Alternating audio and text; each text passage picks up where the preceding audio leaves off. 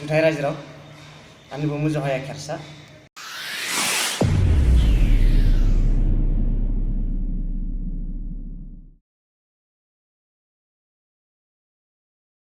Ani bomu Amol Kersa. Tiga bo Rajraw angke Johaya Kersa tiga setarmida. Ang Nagaland ni disakupun oleh Hazaiba. Tiga bo jing doha dongba Dololi Rajo disan oleh Karbi Anglong. Baban bomu jaka Chandra Mohan Kersa ode amai ni bomu jaka Nomita Hasno. Jing noha benda wajadu. Pun bisa ang second number abi dong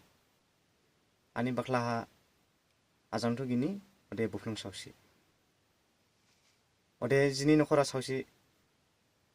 jini ade dong padu bardla 4 March ode ang ani school life start life ba tumpreng haning lower primary school higher secondary orani ode college la hojaya hojai college poriba puniau nang nolai haulin guide lere tumprenga orani senior butu jang lugu jahi orabo olin library khuli lekha answer one tuition lari ka dedo ero answer one slingri balai guide le balai jarbo sling la balai oli guide le palanga orang hujai college mrang olin haigari nolaya thangka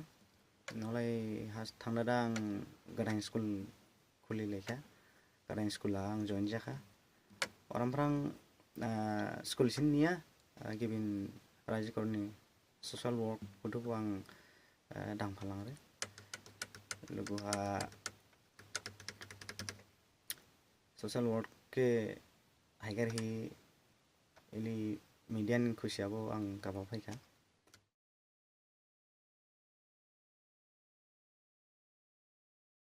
are ibu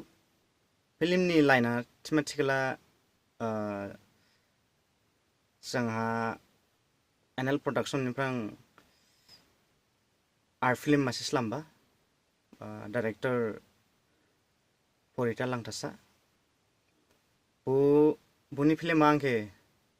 lead actor lahaman theda angke request leba ode angbo jajawlaka ode ang ora lead actor maika ode buni ona jing given production faida ulening angke request lebuka bo sibrai production busibo ulening gadang masih film slam leka yawsra 2 number itida bobo ulening majang sisi kleida phunuka ode buni lugu Assamese film industry ni ulening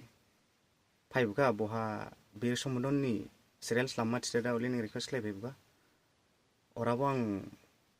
custom designer dongba ode acting bok leba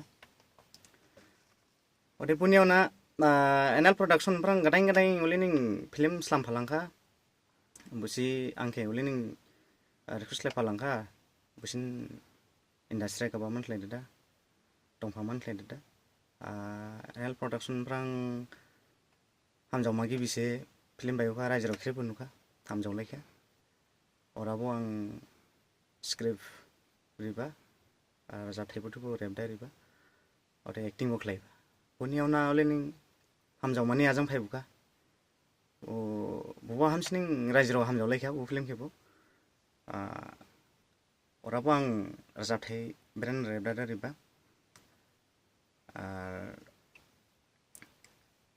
duha ulening gadang kleira anal production prang film gadang slamdana dingdu film ni bum jaka hairauka thile raijo dua gadang phaginawa maithaiha nisine anal production prang hairauka film khela buda phaidu kribo naile mathi anga sajalat